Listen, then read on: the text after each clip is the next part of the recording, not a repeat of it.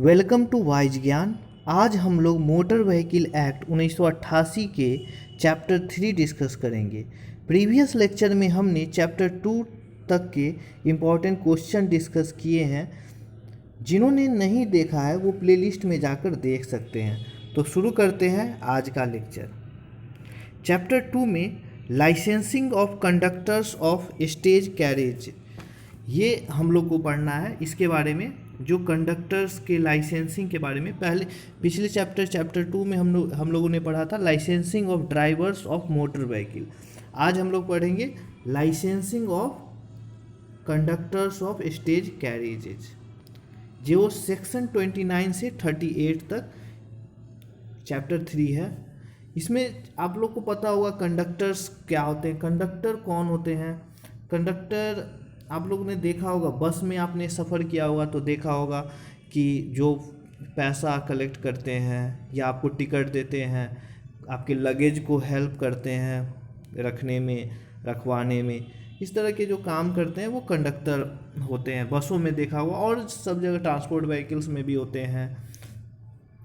ठीक है, तो जो सेक्शन 29 है इसमें नेसेसिटी फॉर कंडक्टर्स लाइसेंस, इसमें जो इस सेक्शन में बोला गया है कि जो कंडक्टर के लिए है कि विदाउट कंडक्टर लाइसेंस एक इफेक्टिव कंडक्टर लाइसेंस होना चाहिए, उसी के थ्रू वो कंडक्टर का काम कर सकता है। अगर किसी के पास इफेक्टिव कंडक्टर लाइसेंस नहीं है तो वो कंडक्टर का काम नहीं कर सकता है।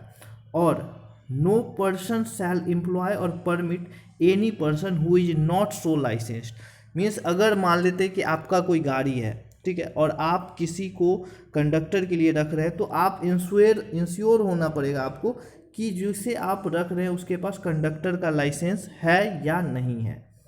ये सेक्शन 29 में मेंशन है। सेक्शन 29 में ही सब सेक्शन 2 है। इसमें स्टेट गवर्नमेंट प्रिस्क्राइब कर सकती है कंडीशन कि driver of a stage carriage performing the function of A conductor, means अगर कोई भी प्रॉब्लम है या कुछ भी, मीन्स कि ड्राइवर के साथ कुछ भी, तो वो कंडक्टर क्या क्या परफॉर्म कर सकता है।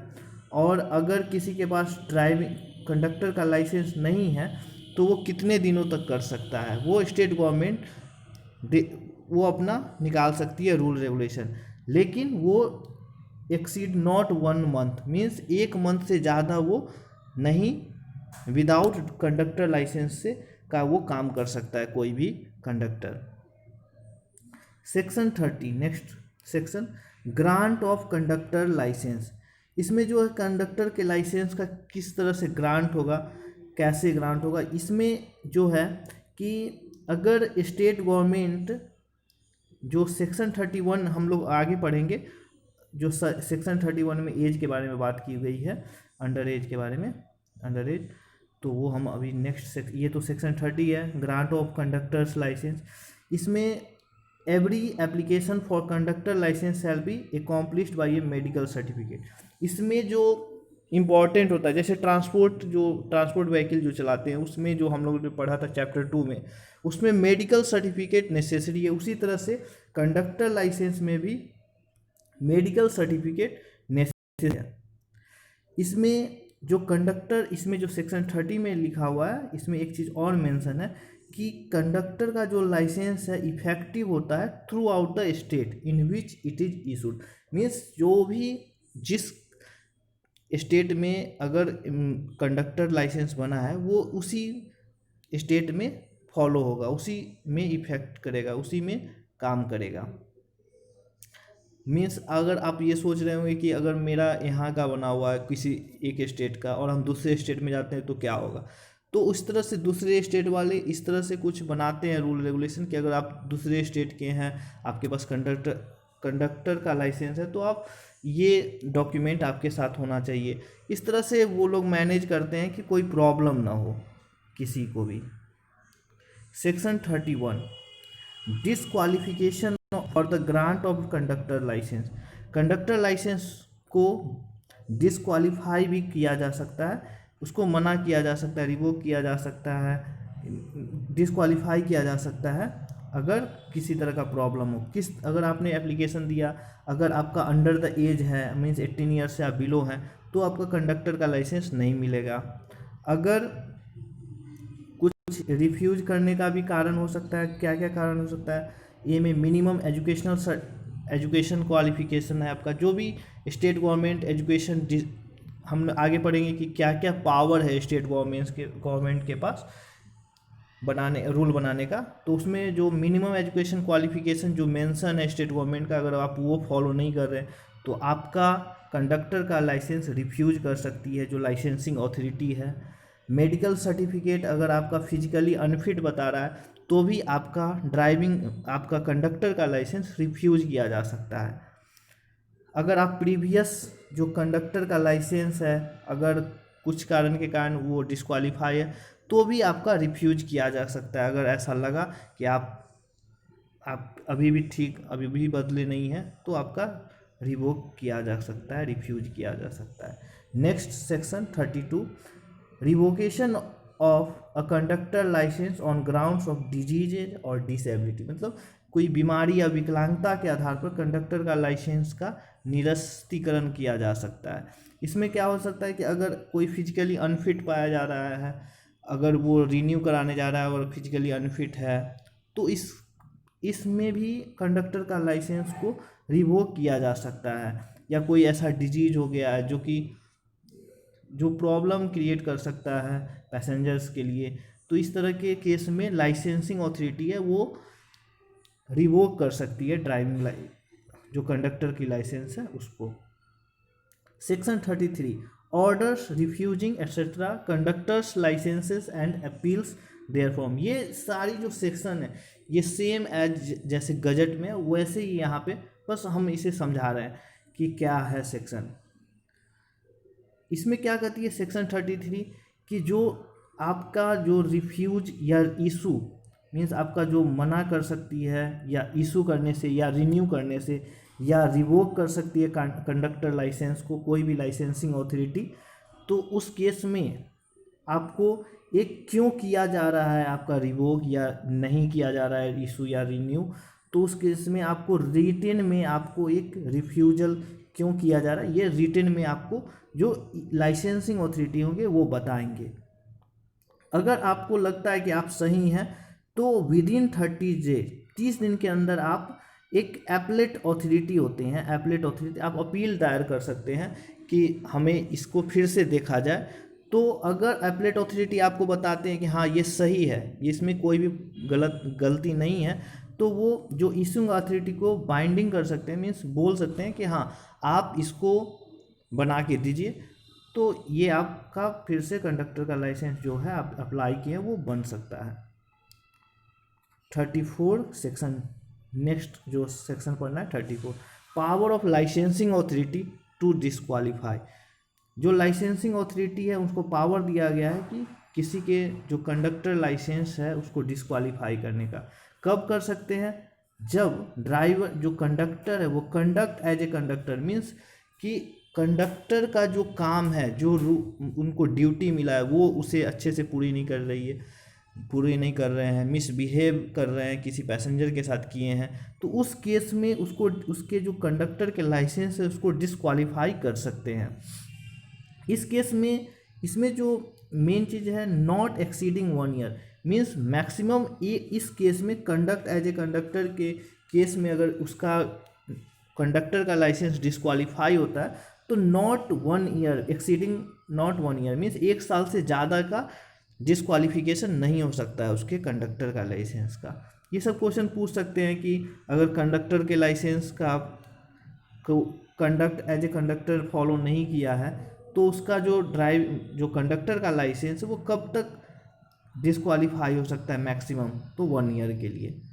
नेक्स्ट क्वेश्चन, और इसमें एक और चीज़ है कि अगर किसी का डिस्क्वालीफाई किया जाता है तो उसको सरेंडर करना होगा लाइसेंस को, अथॉरिटी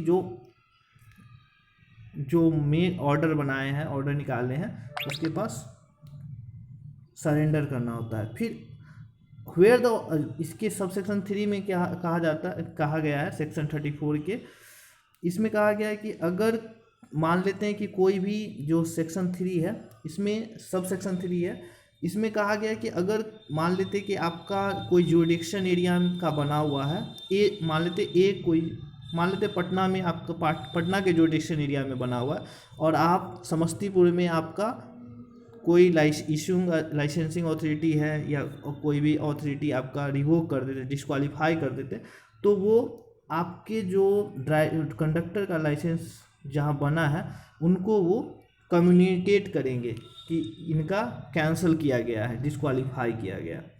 सब section 35 power of court to disqualify, court के पास भी पावर है कि आपके कंडक्टर का लाइसेंस को अयोग्य घोषित करने का, डिस्क्वालीफाई करने का।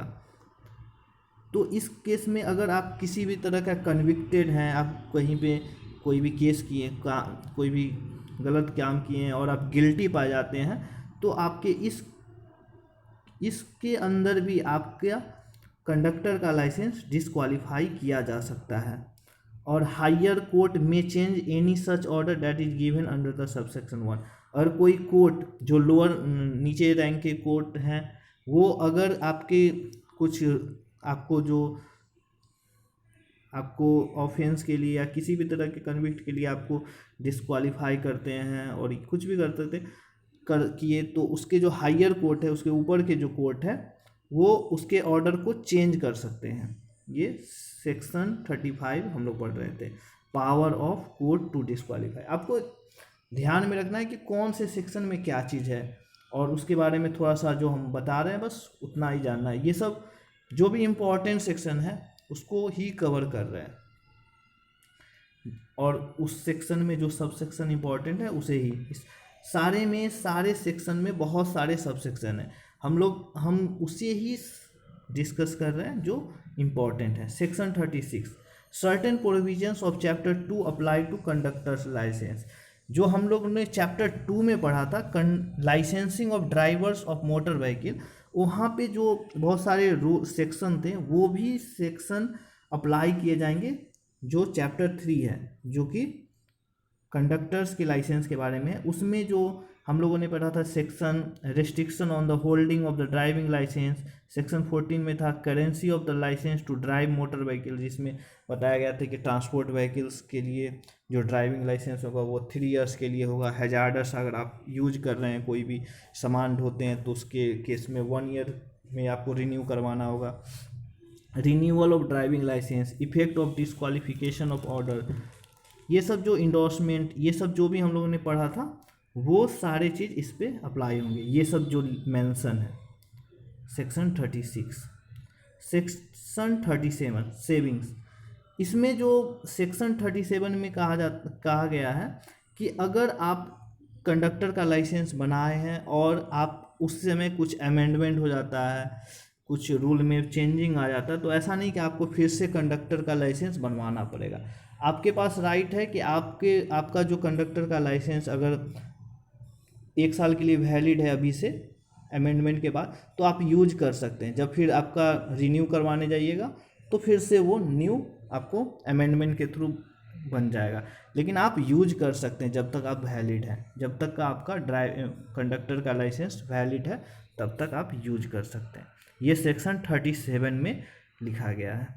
Section 38 power of state government to make rules, राज्य सरकार के पास पावर है कुछ चीज़ों में, कंडक्टर लाइसेंस बनाने, कंडक्टर के जो लाइसेंस हैं उसमें पावर दिया गया है स्टेट गवर्नमेंट को भी बनाने का कुछ। इसमें अधिकतर चीज़ें जो स्टेट गवर्नमेंट को कंडक्टर के लाइसेंस बनाने में अधिकतर चीज़ें स्टेट गवर्नमेंट को पावर दिया गया, अधिकतर मेनली इन्हीं को पावर दिया गया है। इसमें है अपॉइंटमेंट, जुडिक्शन एरिया, कौन सा एरिया किस जुडिक्शन में आएगा, control and function of the licensing authorities, conductor and person temporary employed act as a conductor may be exempted, means कि अगर ड्राइवर को कुछ प्रॉब्लम होता है तो कंडक्टर क्या क्या ड्यूटी कर सकता है, क्या कर सकता है, नहीं कर सकता है। Minimum education qualification, applicant for conductor license for the renewal, आपको मतलब एड्रेस चेंज करना है, आपके फ़ोटो चेंज करना है, ये सब चीज़ें आपकी स्टेट सरकार वो चेंज कर सकती है। कौन सा यूनिफॉर्म होना चाहिए, कैसे कलर का पहन सकता है यूनिफॉर्म, ये सब चीज़ें स्टेट गवर्नमेंट चेंज कर सकती है या नहीं कर सकती है। ये कोई भी रूल लगा सकती है स्टेट गवर्नमेंट। जैसे उसमें थी जो उसमें हम लोगों ने पढ़ा था कि जो ड्राइवर होंगे उसके भी स्टेट गवर्नमेंट के पावर है कि वो कौन सा यूनिफॉर्म किस कलर का, इस तरह का रूल्स है। मेडिकल सर्टिफिकेट क्या है, उसके फ़ी कितने रहेंगे, जो भी चीज़ है, ये सब सारी चीज़ें कंडक्टर्स के लिए स्टेट गवर्नमेंट के पास पावर है कि वो इसका यूज करके इसमें कुछ भी अपने अनुसार चेंज कर सकते हैं। इसका ये मतलब हुआ कि हर स्टेट के अलग अलग रूल हो सकते हैं कंडक्टर्स के। तो ऐसा नहीं कि बहुत ज़्यादा चेंज होगा, ऐसा होगा कि कोई भी तरह का प्रॉब्लम ना क्रिएट हो। तो आज के लिए आज हम लोगों ने सारा चैप्टर 3 के सारे सेक्शन कंप्लीट कर लिए हैं। तो आगे हम लोग चैप्टर 4 करेंगे, नहीं तो इसका क्वेश्चन पहले डिस्कस करके फिर आगे बढ़ेंगे। Thanks for watching.